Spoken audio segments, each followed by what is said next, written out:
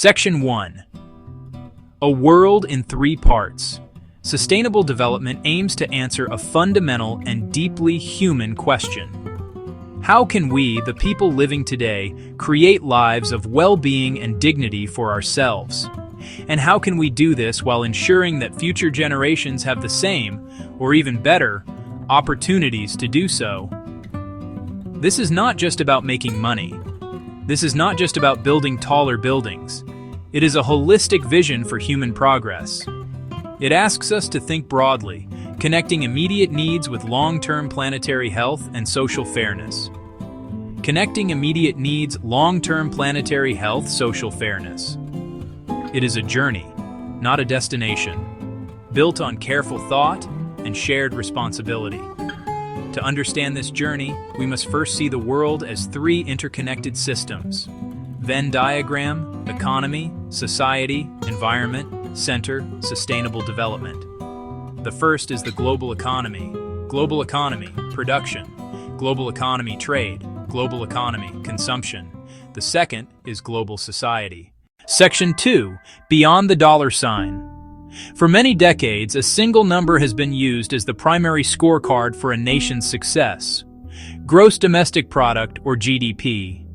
This metric measures the total market value of all the goods and services produced within a country in a given year.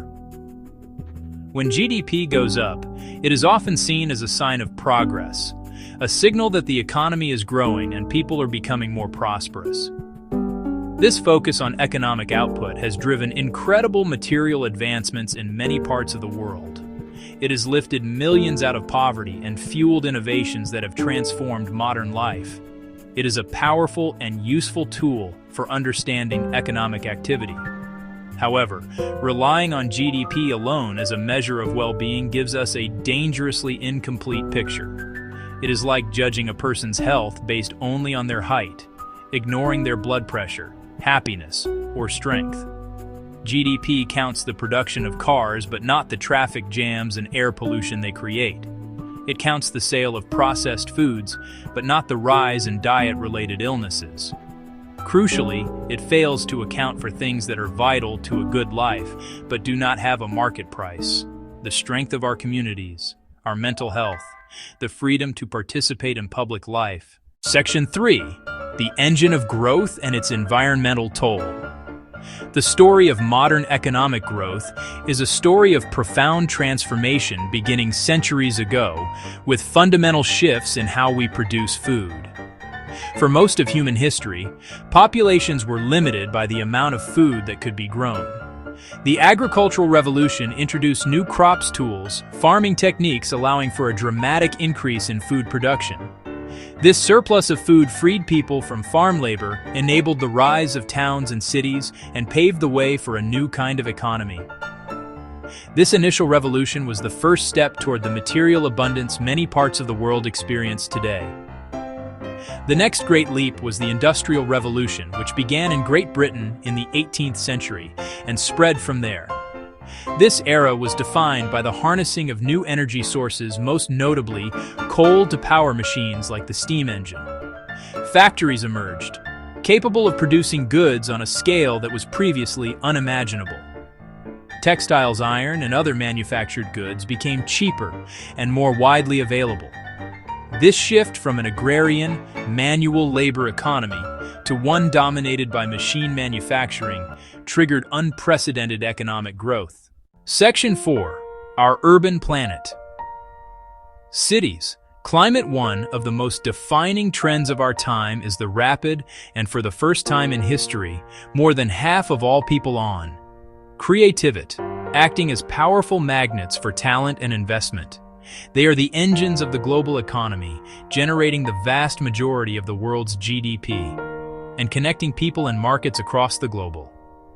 However, this unprecedented urbanization presents profound challenges.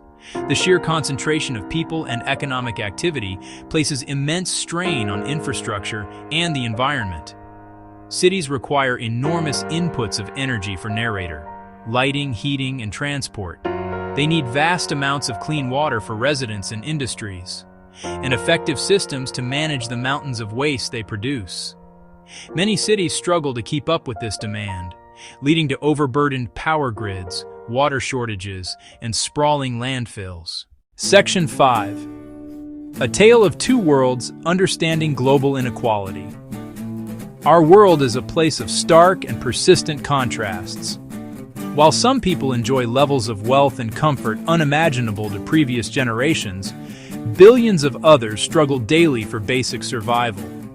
This gap between the rich and the poor, both within and between countries, is one of the greatest challenges to sustainable development. To better understand this landscape, economists often categorize countries based on their average income level. The World Bank, for instance, classifies nations into high income, upper middle income, lower middle income, low income. This provides a rough map of the global distribution of economic prosperity. Beyond these income classifications, the United Nations identifies a specific group of nations as the least developed countries, the LDCs.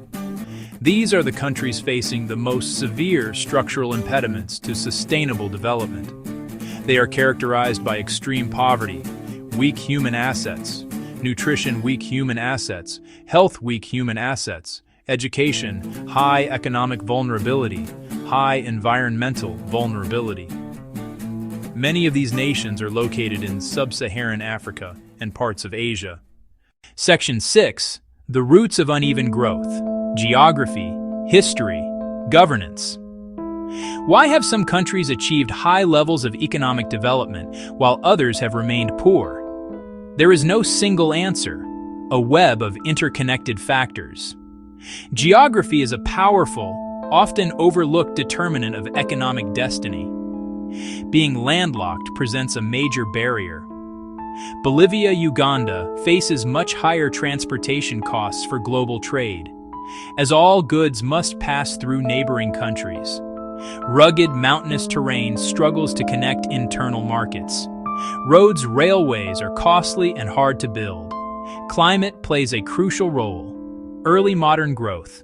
Temperate zone countries. Section 7. A Path Forward: Actions for People and Planet.